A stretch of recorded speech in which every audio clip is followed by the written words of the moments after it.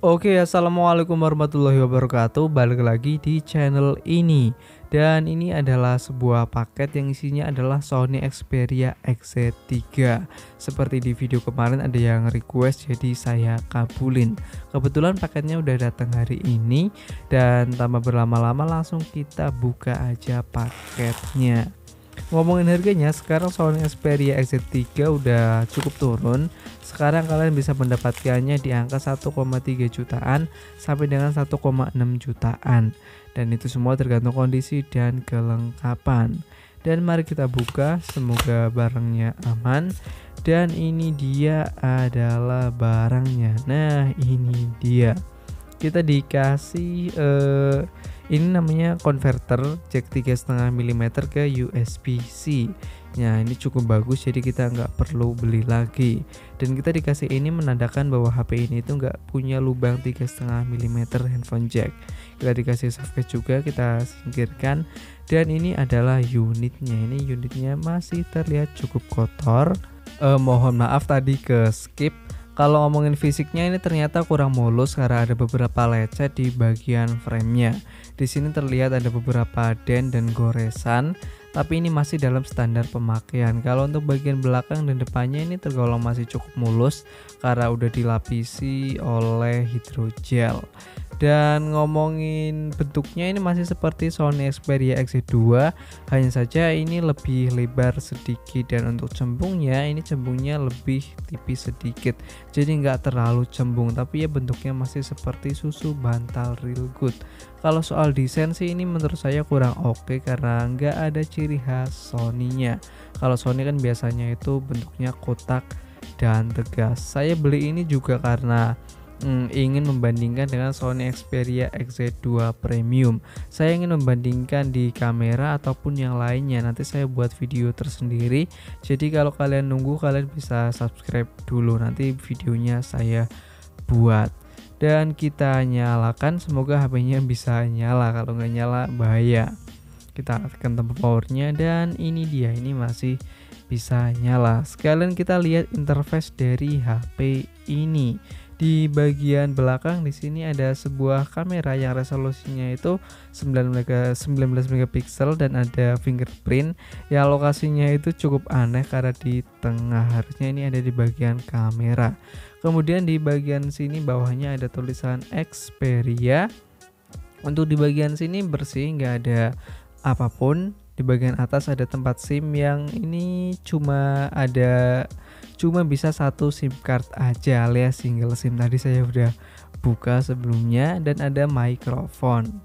Kemudian beralih ke bagian bawah. Di bagian bawah ada USB Type-C, dan di sebelah sini ada tombol-tombol seperti tombol volume up, volume down, ada tombol power, dan ada juga tombol shutter kamera khas Sony. Jadi kalau mau motret, kalian langsung bisa menggunakan tombol ini, tinggal tekan aja bisa masuk kamera. Dan ini udah nyala. Sekarang kita bahas depannya. Di bagian depan ada speaker, ada juga kamera yang resolusinya 13 megapiksel, ada speaker lagi. Jadi ini speakernya ada dua, ini stereo, cukup bagus buat harga segini, tapi stereo yang atasnya menyatu dengan earpiece. Kalau ngomongin bagian depannya sih saya langsung suka karena ini ganteng banget, nggak seperti bagian belakangnya yang jelek. Kalau dilihat sekilas ini bagian depannya mirip seperti Samsung Note 8, tapi Samsung itu kelihatannya 8G-nya lebih curam, dan ini enggak securam itu. Jadi kalau dipegang enggak terlalu mengganggu atau tidak terlalu menyebabkan sentuhan yang tidak disengaja, dan ini 8G-nya sih tetap keren walaupun enggak setajam itu. Dan untuk bagian depannya ini masih seperti Sony seri lainnya, maksudnya UI-nya. Tapi ini bloatware-nya udah dihapus sama yang punya atau udah di deblot. Dan untuk SIM card atau sinyal ini aman, terbaca. Tadi saya udah masukkan SIM card yang menandakan bahwa emailnya itu aman. Dan untuk layarnya ini juga nggak ada shadow sama sekali. Tadi udah dilihat-lihat sekilas juga. Paling ini ada satu debu, nanti debunya bisa dihilangkan karena ketutupan hidrogel. Dan untuk ketajaman ini juga udah tajam banget, secara udah 2K ini resolusinya. Jadi ini cukup bagus. Dan untuk versi Androidnya kita cek, berada di Android berapa, kita masuk ke pengaturan aja. Nah, di sini kita masuk ke pengaturan dan kita scroll, kita cari versi Android. Nah, ini dia adalah versi Androidnya, kita buka dan ternyata masih di Android 10. Ini masih di Android 10 dan kelihatannya ini juga update terakhir dari HP ini. Padahal kompetitornya seperti Google Pixel sekarang berada di Android 12. Berarti soal updatean ke Sony Xperia itu cukup tertinggal. Dan buat kalian yang mau beli HP ini, kalian juga mengeceknya atau bisa mengeceknya menggunakan kode dial. Ini bisa mengecek hardware atau softwarenya masih benar atau tidak. Kode dialnya adalah sebagai berikut ini: bintang bakar 7378423 bakar bintang. Kalian bisa mengikutinya. Dan di sini kalian bisa mengecek apa saja, mulai dari layarnya, sentuhnya ataupun yang lainnya. Kita cek aja bagian sentuhnya. Ini masih aman atau tidak, kita coret asal-asal aja. Dan di sini masih aman sentuhnya. Ini sentuhnya bisa menyentuh semua sampai bagian samping-samping. Ini cukup bagus. Biasanya HP murah itu enggak sebagus ini sentuhnya. Ini cukup responsif. Dan layarnya ini ya tanpa shadow, kita tadi udah mengeceknya.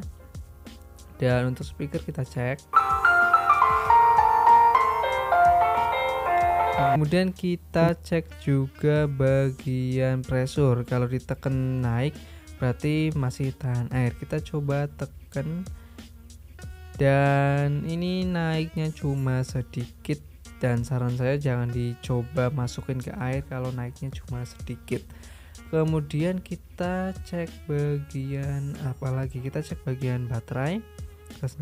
Dan baterainya ini masih good karena masih hijau, yang menandakan bahwa ini baterainya masih sehat dan nggak usah untuk diganti atau nggak perlu diganti. Kemudian untuk spesifikasi dari HP ini, dia menggunakan Snapdragon 845. RAM-nya itu 4GB, internalnya 64, bisa diperluas pakai microSD dan udah pakai UFS. Layarnya berukuran 6,0 inci, beresolusi 2K, udah pakai OLED, dan tentunya ini 8K, ini bagus sekali. Dan kameranya di bagian belakang ini cuma 19 megapiksel sebiji doang, dan kamera depannya itu 13 megapiksel. Keduanya perekamannya di bagian belakangnya itu bisa sampai 4K, bagian depannya cuma Full HD. Sedangkan baterainya ini cuma 3300 mAh, ini cukup kecil buat tahun 2022, dan pengecasannya itu cuma di 18 watt. Sedangkan fitur lainnya dia ada NFC dan ada fitur IP68 atau tahan air. Jadi HP ini tahan air. Dan untuk kameranya kita coba aja. Kita coba kamera bagian depannya terlebih dahulu. Dan ini dia. Kita coba. Dan ini kameranya itu cukup natural. BTW saya pakai Google Pixel 3 XL. Untuk kamera belakangnya kita coba foto, ini biasalah logo M-Solver. Dan untuk mode-mode lainnya ini cukup standar seperti Sony lainnya. Di sini ada mode manual. Ini mode manualnya menurut saya kurang lengkap karena shutter speednya itu enggak sampai 16 atau 30 detik. Jadi ini kalau buat foto Milky Way nggak bisa. Ya paling mode-modenya seperti ini aja, cukup standar atau ya biasa aja lah. Kita cek hasilnya. Ini hasilnya tentu saja sangat bagus. Khas HP Sony, natural dan tajam. Ini warnanya pun ini sangat akurat seperti aslinya, yang detailnya itu detail banget. Dan kamera depannya pun sama seperti kamera belakangnya, yaitu tajam banget. Ini bisa dilihat detail dari rambut saya, ini cukup bagus kalau buat cowok karena nggak ada efek beauty apapun. Dan kalau ditanya Sony Xperia XZ3 ini worth it atau enggak, menurut saya ini sih sangat worth it buat dibeli, karena dengan harga segini kalian bisa mendapatkan HP dengan spesifikasi yang sangat bagus, desainnya mewah, layarnya 8K, dan banyak fitur lainnya yang kalian nggak akan bisa temui di HP baru dengan harga yang sama. Tetapi ya tentu saja ada resiko yang akan Anda temui jika membeli HP-HP seperti ini. Yang paling populer itu HP ini bisa terblokir IMEI-nya karena secara ini adalah HP ex-Inter atau HP luar negeri. Jadi IMEI-nya itu bisa jadi belum didaftarkan. Kalau kalian mau beli ya kalian harus pilih seller yang udah besar agar jika terjadi apa-apa sellernya itu mau bertanggung jawab. Dan sebisa mungkin ya kalian teliti dalam membeli HP-HP seperti ini. Ya udah, sekian dari saya. Jangan lupa like, comment, dan subscribe-nya. Terima kasih.